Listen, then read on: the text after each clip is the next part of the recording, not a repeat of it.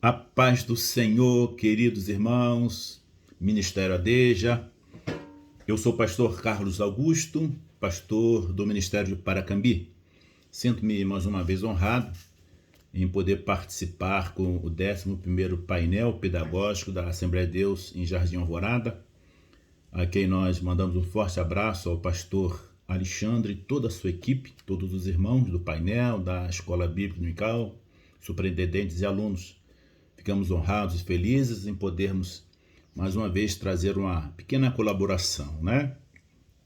Nós, nessa videoaula, estaremos falando sobre a lição de número 11ª, né? A lição de número 11, que tem como título Cultivando a Convicção Cristã.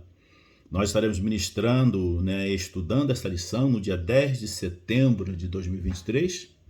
Também é um dia que se comemora a obra missionária, né? Um dia nacional de missões, a quem nós queremos parabenizar os nossos missionários, nossos irmãos que trabalham com missões, né? Receba aí o nosso abraço. Meus amados, nós estão também já começando a encerrar, né, esse trimestre grandioso que nos trouxe bastante edificação. Nosso comentarista, pastor Douglas Batista, né, um homem com conhecimento profundo, um homem de Deus, e que nos trouxe esses ensinamentos. Nós falamos sobre a Igreja de Cristo e o Império do Mal, como viver nesse mundo dominado pelo espírito da Babilônia. Nós estamos saindo desse trimestre com bastante edificação, bastante avivado, despertados, alertados pelo Senhor. E hoje, na nossa 11ª lição de 10 de setembro, a nossa lição tem como título Cultivando a Convicção Cristã. O nosso textuário, porque a nossa exortação não foi com engano, nem com imundícia, nem com fraudulência. Esse é o versículo, né, da qual traz aqui a base inicial da nossa lição. Porque estamos falando sobre convicção. Se nós estamos falando sobre convicção, nós temos que falar sobre certeza, que convicção é certeza. Nós não podemos tentar pregar um evangelho enganoso, tentar pregar um evangelho de mentiras, tentar pregar um evangelho fraudulento. E sim, o evangelho de Cristo, abalizado na Bíblia Sagrada, né, sem mascaramento. É isso que Paulo está falando e que nós estaremos estudando nesse domingo pela manhã. A nossa verdade prática nos diz assim: o cultivo da convicção cristã é imperioso para a prática e a defesa da fé em tempos de adversidade. Nós estamos vivendo dias difíceis, estamos sob a égide, né, do Império do Mal, do espírito da Babilônia. E como nunca, irmãos, precisamos ter a certeza da nossa fé para defender a nossa fé e falar o motivo pelo qual nós cremos no Senhor, o motivo pelo qual cremos em Deus. O apóstolo, né, fala muito bem disso. Nós devemos ter a consciência para aqueles que nos interrogar, nós termos essa sabedoria, esse conhecimento espiritual, bíblico, para poder falar a respeito da nossa fé. Porque nós não podemos, de maneira nenhuma, ficarmos, né, vagueando entre pensamentos. Nós, os cristãos, temos que ter a certeza inabalável em quem temos crido, né? E conforme todas as nossas lições, nós temos aqui 3 objetivos a atingir. A lição ela fala sobre 3 objetivos a atingir, que ao final da nossa aula, esses objetivos têm que ter sido atingidos com os nossos alunos, né? O primeiro objetivo é estimular a convicção espiritual nos cristãos a partir da confiança em Deus. Então esse é o primeiro objetivo que nós vamos trabalhar com nossos alunos. Estimulá-los, né, a ter uma convicção espiritual, né, em Deus, confiando em Deus. Que lamentavelmente, às vezes a gente vai ministrar, vai conversar com um, tem muitas pessoas que ficam com dubiedade de pensamentos, né? Fica com dubiedade de sentido. E nós cristãos não podemos ter isso, temos que ter a certeza, né? Certeza inabalável em quem nós temos crido e que o nosso Deus, ele é o Senhor.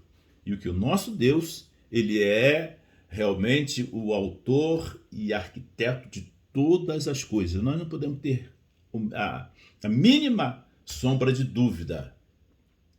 O nosso segundo objetivo é compreender a necessidade de uma vida irrepreensível, de modo que glorifique a Deus. Então nós temos que trabalhar isso na vida dos nossos alunos, que precisamos compreender a necessidade de uma vida irrepreensível. Nós cristãos, nós crentes, salvos pelo Senhor Jesus, se nós vamos falar da convicção de um Deus que nós servimos, não podemos ficar somente no plano da teoria, não podemos ficar somente no plano do falar que eu creio. Eu tenho que demonstrar isso com o quê? Com obras. Eu tenho que demonstrar isso com a minha vivência, a minha vida irrepreensível. Ela tem que falar mais do que as minhas palavras. Ela tem que glorificar mais a Deus do que a minha palavra. Porque quando o Senhor Jesus Cristo estava falando com a mulher samaritana, é um contexto que todos nós conhecemos muito, em João 4, né? O diálogo entre Jesus e a samaritana ela começa a perguntar sobre Jesus Cristo, sobre o lugar da adoração. Então a mulher samaritana começa a falar sobre a adoração. A mulher começa a falar para Jesus, olha, estão falando que é nesse monte, outros dizem que é em Jerusalém. Afinal, onde é o lugar da adoração? Só que Jesus começa a conversar com ela, o Senhor Jesus Cristo não fala sobre a adoração. Jesus Cristo fala sobre o adorador. Então o Senhor Jesus Cristo começa a falar que o Senhor, o nosso Deus, procura verdadeiros adoradores, né? Então muitas vezes nós temos uma narrativa de adoração linda, mas a nossa prática não condiz com aquilo que nós estamos dizendo que estamos adorando. Mas o nosso Deus procura são os adoradores. Nosso Deus não procura a nossa narrativa. Deus procura a nossa vida.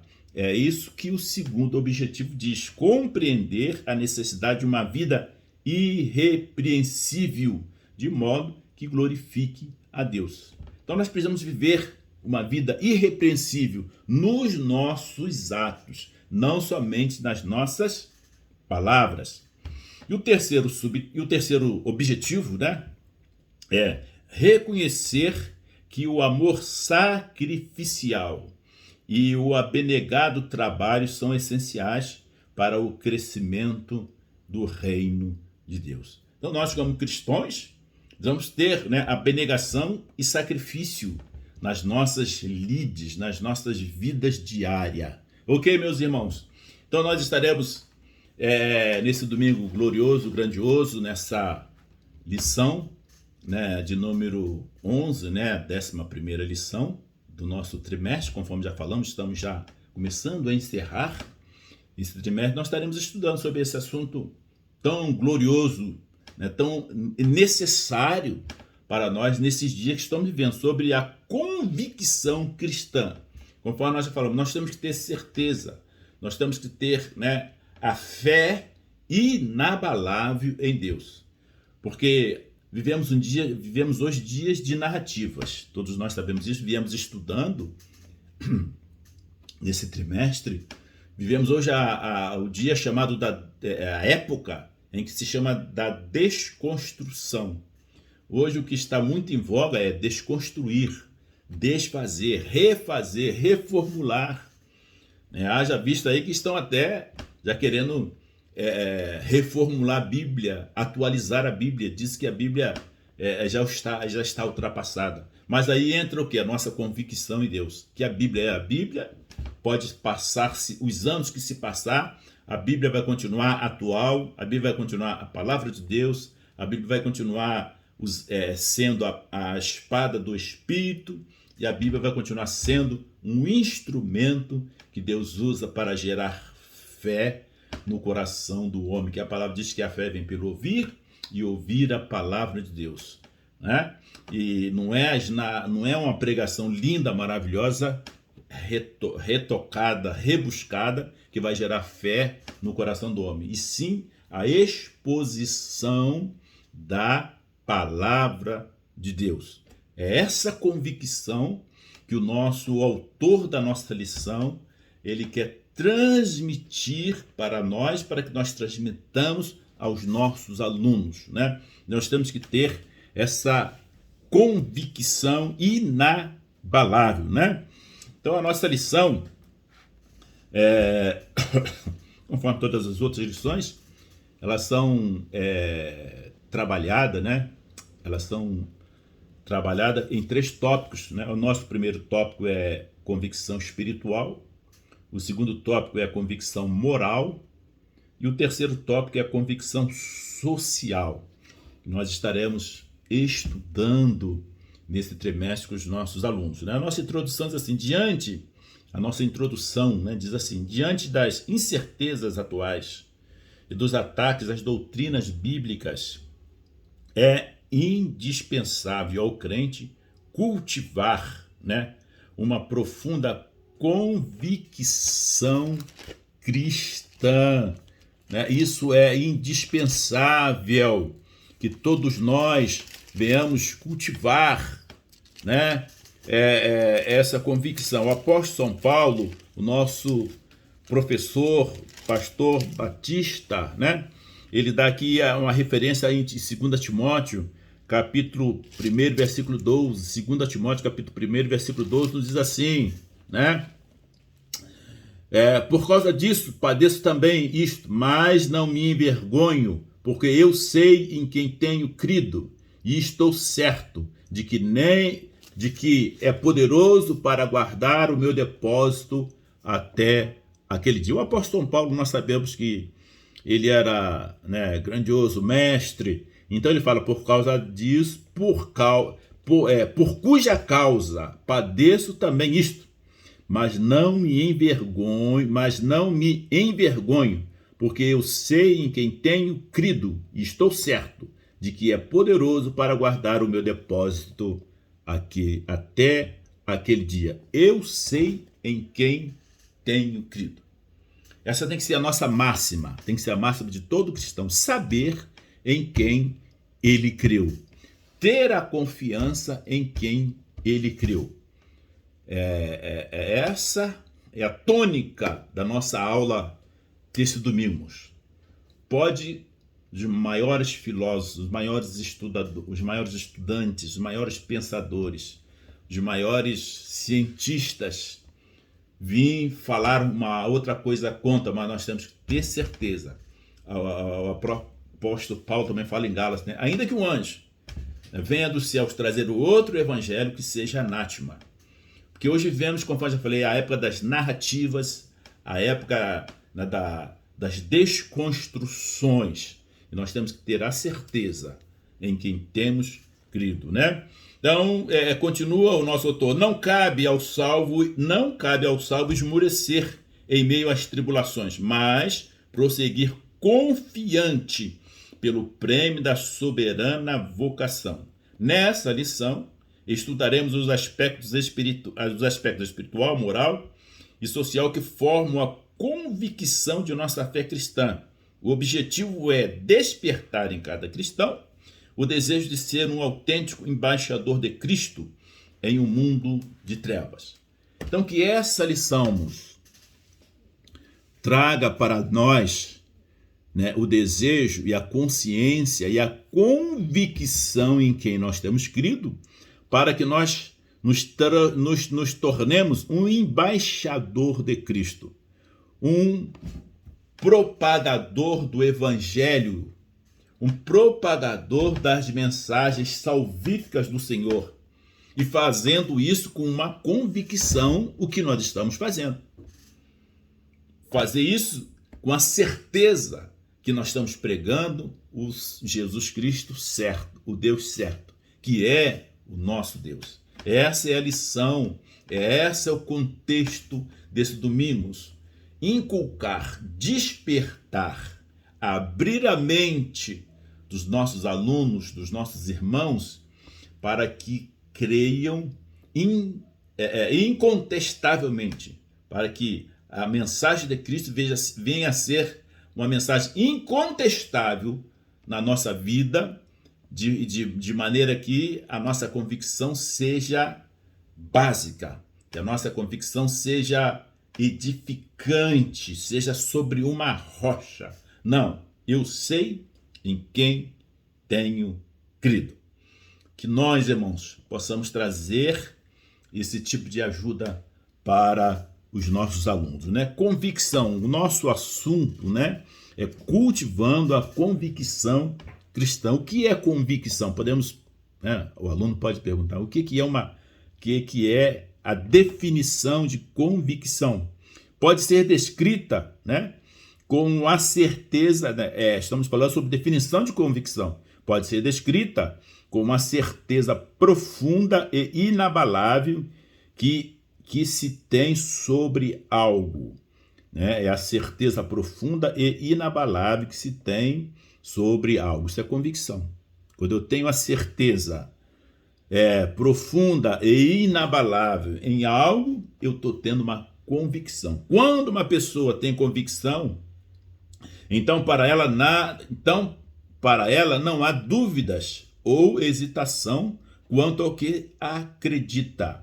Quando uma pessoa tem convicção, então para ela não há dúvidas ou hesitação quanto ao que ela acredita. Essa certeza é aliada de uma determinação igualmente forte de se pôr em prática aquilo em que acredita, mesmo diante de grandes desafios. Isso é convicção.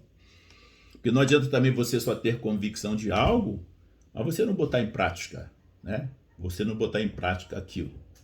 Talvez você, né, aqui um exemplo bem simples, bem simplesinho mesmo, né, você muitas vezes tem um carro e você crê que aquele carro anda, né? Todo carro anda, só botar gasolina, aquela coisa toda, mas de repente você olha para o carro e você vai ter que sair e dizer, não, eu vou a pé, deixa o carro aí e tal. Mas peraí, se eu não creio que o carro anda, então entra no carro e vai de carro.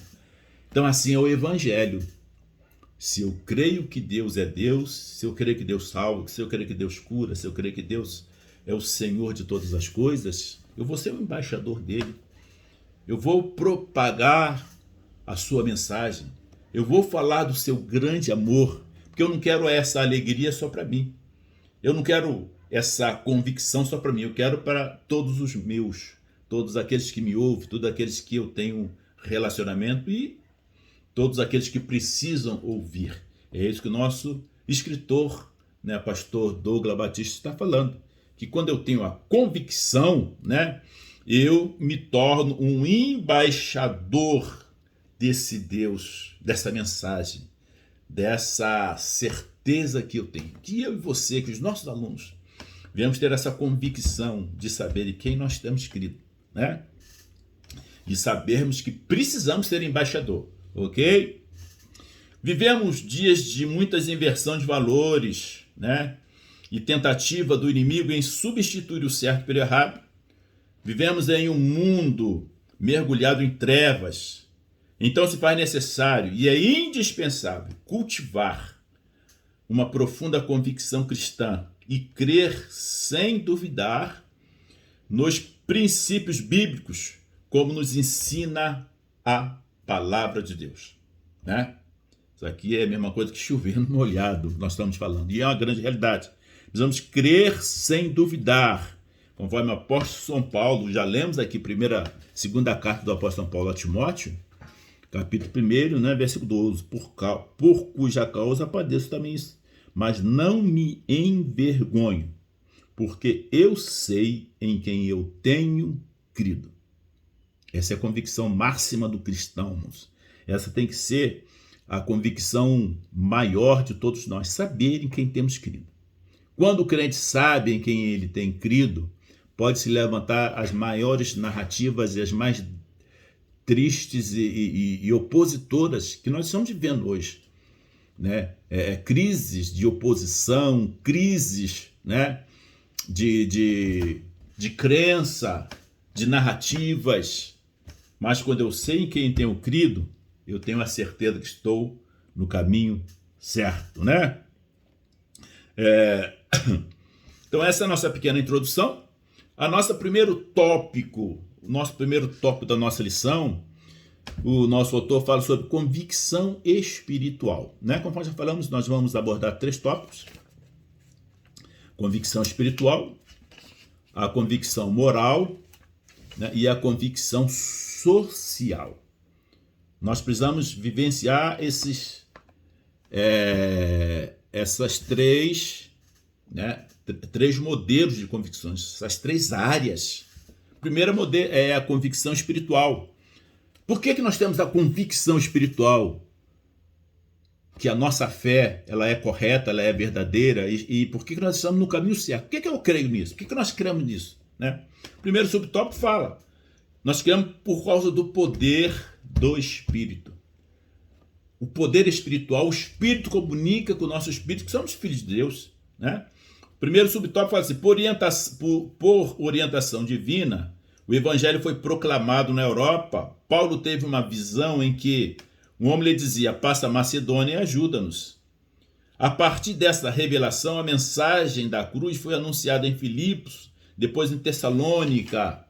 Né? O apóstolo deixa claro que o Evangelho não foi pregado como um mero discurso racional, mas, sobretudo, em poder do Espírito Santo e em plena convicção. Nesse caso, o Evangelho foi ministrado com ousadia do poder do Espírito, de modo que resultou na salvação e libertação dos Tessalonicenses. Assim podemos afirmar que, na ausência de convicção espiritual, a palavra de Deus é reduzida a mero intelectualismo humano, e o seu resultado é ineficaz na transformação de vidas.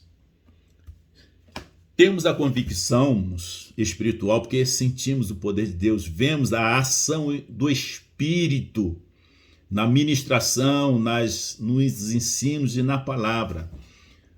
Quando não há essa vivência, quando não se há o sentir do mover do Espírito, as pregações simplesmente tornam-se mero discurso racional, discurso material.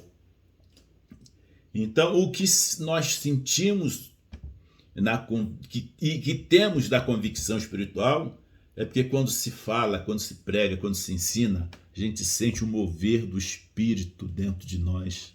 A gente sente o mover do Espírito, né? Nessas ministrações, conforme diz o autor, né? É pelo poder do Espírito, é pelo poder do Espírito Santo, né? Que há essa manifestação.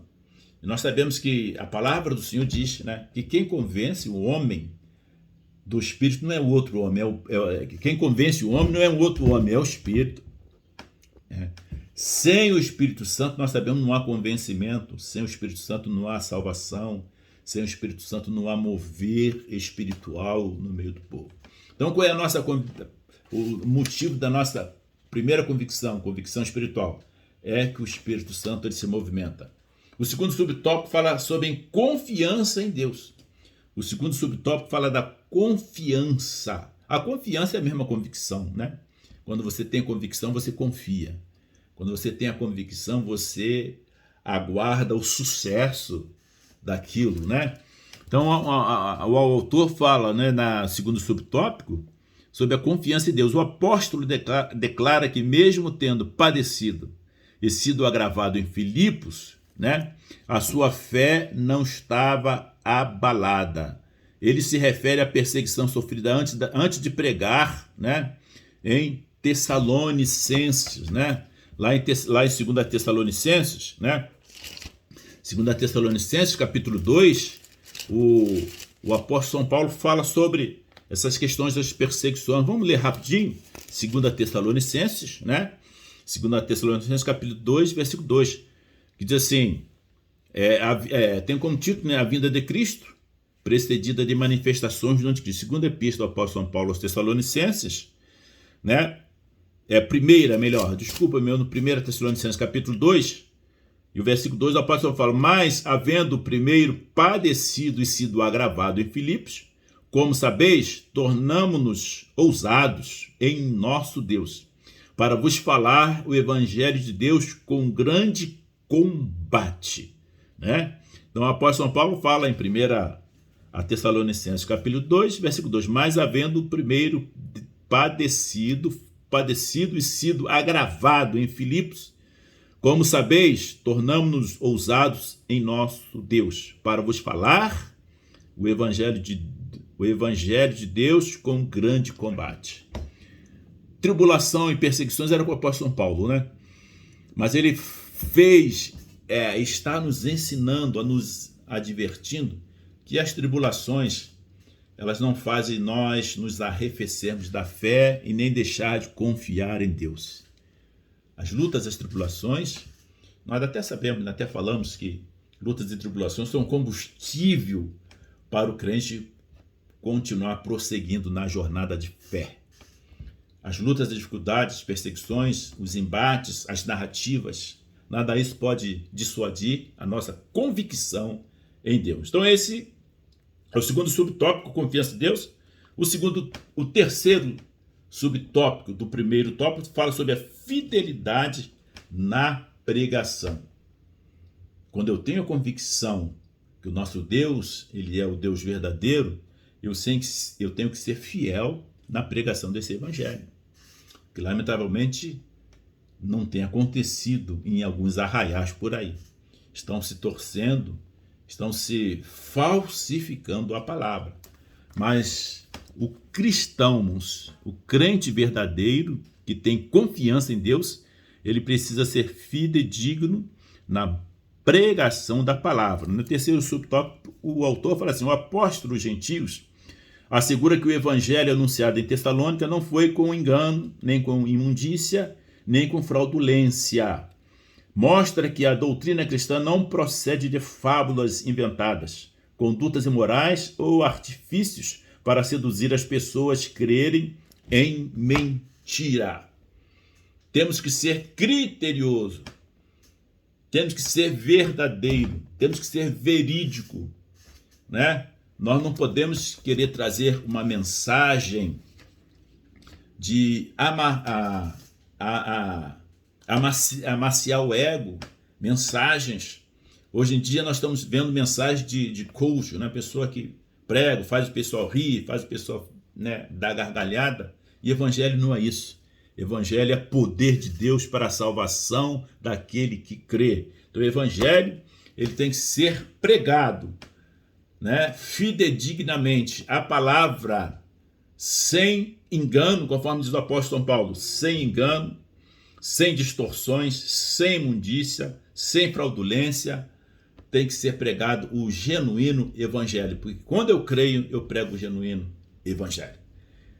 Partindo já, meus irmãos, para o segundo tópico.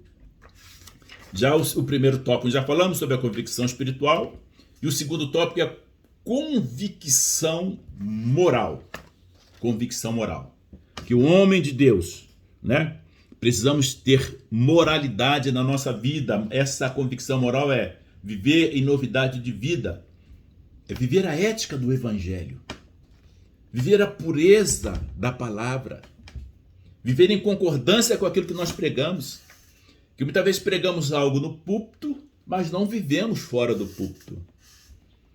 E o que nós temos que viver é o que pregamos no púlpito. É isso que o autor está nos trazendo, a convicção moral no segundo tópico, melhor dizendo, no segundo tópico. Agora, o primeiro subtópico do segundo tópico, ele fala retidão nas ações. A conversão opera transformação moral na vida do crente, né? 2 Coríntios, aquele versículo tão conhecido nosso, né? Quando o apóstolo São Paulo fala sobre viver, né, em novidade de vida, 2 Coríntios 5,17, fala que aqueles que estão em Cristo, nova criatura são, as coisas velhas já se passaram, né? E eis que tudo se fez novo. Então, 2 Coríntios 5,17, o apóstolo Paulo fala assim: assim que, se alguém está em Cristo, nova criatura é. As coisas velhas já passaram. Eis que tudo se fez novo. Isso aqui tem que ser uma premissa, irmãos, basilar da vida do cristão. Isso aqui nós não podemos nos desviar milímetro desse versículo, né? É assim que se alguém está em Cristo, nova criatura é. E as coisas velhas já passaram, e eis que tudo se fez novo. Cristão convicto da sua salvação, ele tem que viver isso. Não pode se afastar milímetro. Está em Cristo, primeira coisa, nova criatura. Está em Cristo, o velho homem morreu, ficou para trás. Está em Cristo, vive a Bíblia. Está em Cristo, vive em novidade de vida. Está em Cristo, aleluia, vive uma vida que venha glorificar o nome do Senhor. Isso é convicção moral. Porque se eu tenho a convicção moral, eu tenho que viver novidade de vida. Não posso me afastar disso, não tem como. Senão eu serei fraudulento, senão eu serei obreiros que somente quer a lã da ovelha. Mas a lição nos ensina a ter uma convicção moral. Primeiro subtópico, retidão nas ações. Segundo subtópico do segundo tópico, reputação ilibada. Reputação ilibada. O que é uma reputação ilibada, né? É aquilo em que ninguém pode nos acusar de nada. É que o escritor fala que é uma referência da nossa lição, lá em Atos dos Apóstolos, capítulo 6, versículo 3. Né? Quando os irmãos foram escolher diáconos, foram escolher obreiros para ajudar a obra, porque Deus estava abençoando, a obra estava crescendo, o trabalho estava se expandindo, precisou de mais auxiliares. E aí os discípulos, né, os apóstolos, falaram: nós precisamos de homens para nos ajudar, só que não pode ser qualquer homem, não pode ser qualquer um. Aí então eles falam aqui, no versículo Atos dos Apóstolos, capítulo 6, versículo 3. Escolhei, pois, irmãos, dentre vós 7 varões. Primeiro, boa reputação. Boa reputação. Segundo, cheios do Espírito Santo e de sabedoria, aos quais nos constituamos sobre este importante negócio. Reputação ilibada é isso, irmãos. Boa reputação. Que alguém possa dar referência. Que não tenha nada que venha ferir, manchar a honra. Aleluia. Que eu e você sejamos homens convictos e de boa reputação. Né? Considera-se portador, boa reputação, considera-se portadora de reputação ilibada, a pessoa de reconhecida idoneidade moral. Veja como Paulo avalia sua reputação com essa frase: não buscamos glória dos homens, nem de vós, nem de outros. Né? Porque até mesmo a sede, né, de aplausos, né, a sede de se sobrepor sobre outros, né, isso fere a dignidade, né, da fé cristã. Porque o próprio apóstolo Paulo fala que nós devemos nos considerar os outros superiores a nós. Que muitas vezes nós temos até uma reputação que não tem nada que possa nos acusar. Mas nós queremos estar sempre na frente do outro, queremos estar sempre sendo aplaudido no lugar do outro, queremos sempre a glória para nós. Isso aí também depõe contra a gente, depõe contra o obreiro, depõe contra o crente, né? Porque o que Deus quer de nós é que tenhamos uma excelente reputação e que, conforme o apóstolo São Paulo fala, isso não ter necessidade de aplauso, não ter necessidade de querer, né, buscar glória, né? Não buscamos glória dos homens, nem de vós, nem de outros, né? E tem muitos de nós que adoram a glória dos homens, né?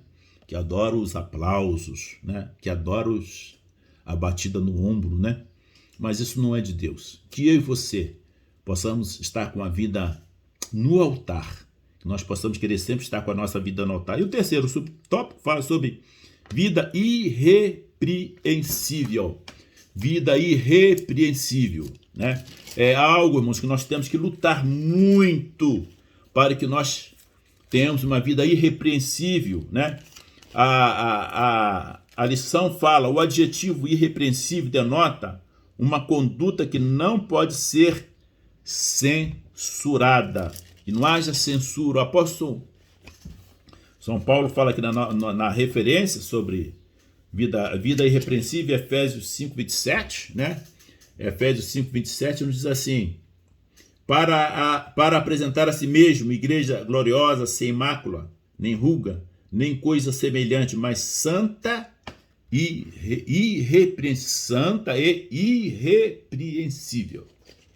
Né? Todos nós sabemos que ser irrepreensível é alguém que foi checado, né? Alguém que foi vistoriado e não se achou nenhum erro, né? Então ele não tinha nada para ser repreendido, né? Não tinha nada para ser repreendido. A Bíblia diz que certa feita Pedro, né? Foi Pedro que foi falado sobre ele, né? É porque ele era repreensível. Naquele momento ele era repreensível. Mas que eu e você, irmãos, possamos ter uma vida espiritual irrepreensível, né? Conforme o autor diz que o adjetivo irrepreensível denota uma conduta que não pode ser censurada. Nesse contexto, o apóstolo invoca a Deus e a igreja em Tessalônica como testemunhas de sua postura santa, justa e irrepreensível. Essas designações implicam obediência nas questões morais, atitude de retidão exemplar e conduta sem motivo algum de reprovação. Isso é lindo, né, irmãos? Glorioso. Quando você olha para determinada pessoa, para as atitudes, para a conduta, para a vida de determinada pessoa, e você pode dizer, realmente, o irmão fulano de tal, ele tem uma conduta irrepreensível, o irmão fulano de tal tem uma vida realmente acima de qualquer suspeita, vive realmente o evangelho da fé, ele vive realmente a clareza do evangelho, e é o que Deus espera de nós, é o que o Espírito Santo espera das nossas vidas. Partindo, meus irmãos, para o terceiro tópico, né? O terceiro tópico fala convicção social. Já falamos sobre a convicção espiritual, sobre a convicção moral, agora vamos falar sobre a convicção social, que também é importante na vida da igreja, nas nossas vidas, né? A convicção social, porque a igreja, ela não vive numa ilha, né? A igreja e nós não vivemos isolados dos problemas, das dificuldades pelas quais as pessoas passam.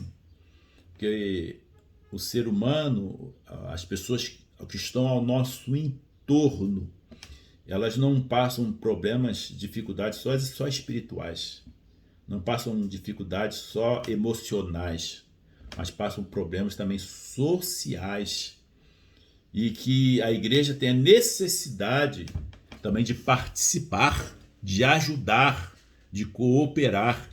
É por isso que a maioria das igrejas, quase que, né, eu nunca ouvi dizer que igreja que não há, tem isso, nós chamamos da assistência social, né? E o que é muito tradicional nas Assembleias de Deus, né? A chamada campanha do quilo, né? Das nossas igrejas, membros do nosso ministério, 2 vezes ao mês nós fazemos o recolhimento de alimentos não perecíveis, né? Geralmente é num dia de Santa Ceia, né? Nas nossas igrejas, geralmente num dia de Santa Ceia e no outro dia comum do mês, né?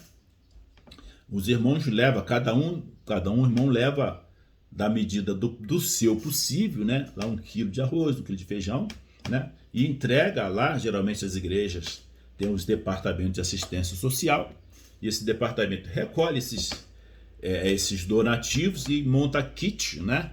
De bolsa para entregar para os necessitados, porque isso é bíblico, né? Isso é bíblico. Então, o terceiro tópico, estamos já falando sobre a convicção social. primeiro subtópico fala do bem-estar comum, né? O bem-estar comum alcança o homem em suas necessidades físicas e espirituais. Não por acaso, a Bíblia fornece instrução para o bem-estar espiritual e social dos seres humanos, né?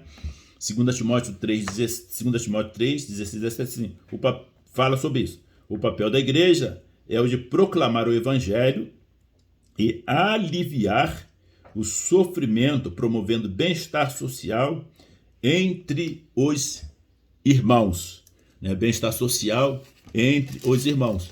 Nós, irmãos, como igreja do Senhor, precisamos minorar, né? Precisamos minorar essa necessidade do ser humano, né? Dividir o que nós temos com o nosso irmão. Conhecemos bem a história. A igreja primitiva ela foi brilhante nisso, né? A Bíblia diz que os irmãos dividiam, não tinha necessidade, não existia necessitado naquela igreja, porque os irmãos se cotizavam, se dividiam, né? Davam seus bens para que não houvesse necessitado. E essa premissa ela continua no nosso meio. Não pode haver necessitado no nosso meio, ok? Então, porque quando eu tenho a convicção que o nosso Deus é o Deus dos deuses, eu tenho que ter a convicção que esse mesmo Deus me impele a ajudar socialmente aos meus irmãos, ok? Então, o primeiro subtópico, o terceiro tópico fala sobre bem-estar comum. O segundo subtópico, né, do terceiro tópico fala sobre dedicação altruísta. Dedicação altruísta. O apóstolo se dedicou com profundo altruísmo na propagação do evangelho. Apesar do direito inerente do seu apostolado, ele decidiu ainda receber, ele decidiu nada receber. O apóstolo decidiu nada receber, ainda que podíamos, como apóstolo de Cristo, né, sermos pesados. O apóstolo São Paulo fala, ainda que eu podia ser pesado vocês, mas eu decidi não receber nada. Assim sendo, para prover o necessário sustento, o apóstolo valeu-se do seu ofício de fabricante de tendas. Acerca disso, recordava aos irmãos do seu trabalho e fadiga, pois trabalhando noite e dia para não ser pesado aos irmãos. O apóstolo Paulo ele dá realmente para nós, né, aqui uma grande lição sobre trabalho altruísta.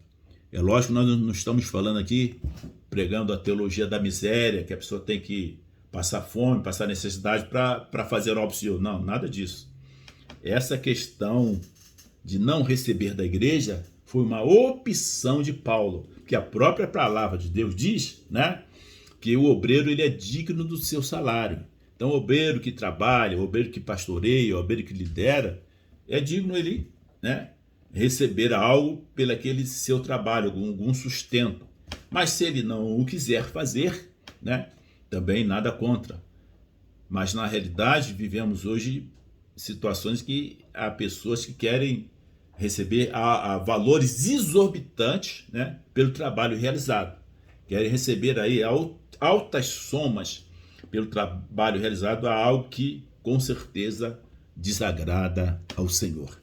Mas a convicção social, bem-estar, dedicação altruísta, né? Dedicação altruísta, trabalho altruísta. Isso é lindo, quando pessoas que trabalham para o Senhor, e muitas vezes têm a sua renda, têm o seu sustento, e optam, né, para realizar um trabalho altruísta para Deus, né? Porque na realidade esse trabalho altruísta ele é aqui nessa terra. Aqui nessa terra não está recebendo nada, mas o dono da obra, o dono do trabalho, né? O dono da seara, né? O dono da seara, um dia ele vai recompensar a todos nós com juros e dividendos, né? Então nós podemos trabalhar altruistamente tranquilos, sabendo que um dia o justo juiz há de recompensar-nos pelo trabalho.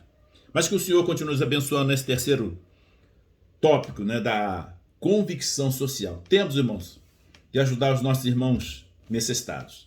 Temos que ajudar os nossos irmãos na fé. Temos que ajudar.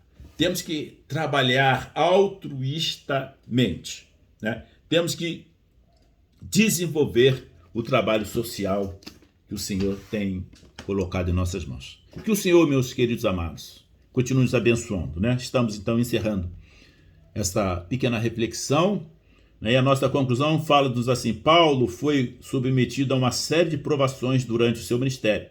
Não obstante, ele nos deixou exemplo de intensa convicção de nossa eleição em Cristo. Destaca-se sua convicção espiritual, resultante do poder do Espírito, sua convicção moral, como reflexo do temor a Deus, e a sua convicção social, demonstrada pela abnegação em servir. Ratifica-se que, em nossos dias, carecemos dessa firme convicção em defesa dos interesses do reino de Deus aqui na terra. Que nós possamos, irmãos, sair muito mais edificados neste domingo desta escola bíblica dominical.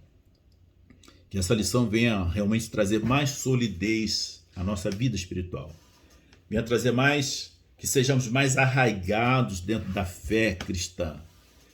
Que a nossa convicção seja mais moldada nesses princípios que estaremos estudando aqui nessa lição. Que o Espírito do Senhor venha com bastante diligência abençoar a todos nós. Quero que mais uma vez agradecer a direção da igreja Assembleia de Deus Jardim Alvorada, nosso querido pastor Alexandre, nosso forte abraço, pastor Pedro, pastor Gil, a nossa irmã superintendente da IBD, um abraço para os irmãos, e que esse domingo seja um domingo glorioso e grandioso. Nós estaremos encerrando, assim como uma oração ao nosso Deus Todo-Poderoso e convicto, né, de que nós temos certeza em quem nós temos crido. Que Deus abençoe a cada um de nós, que Deus abençoe a cada aluno da Assembleia de Deus Jardim Alvorada, em nome do Senhor Jesus. Oremos para nós encerrarmos.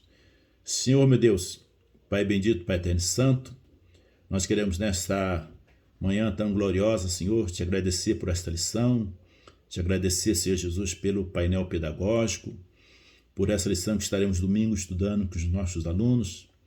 Que a tua graça, que a tua unção, que o teu Espírito Santo venha derramar cada dia mais a tua graça, o teu conhecimento, que os nossos corações venham se transformar em terra fértil, para que possamos, Senhor,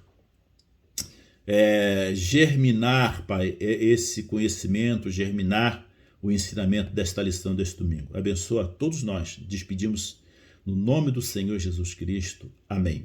Que a graça do nosso Senhor Jesus Cristo, o amor de Deus, nosso Pai, e as consolações do Espírito Santo, seja com todos aqueles que aguardam a vinda do Senhor, e todos digam amém. Terminado em nome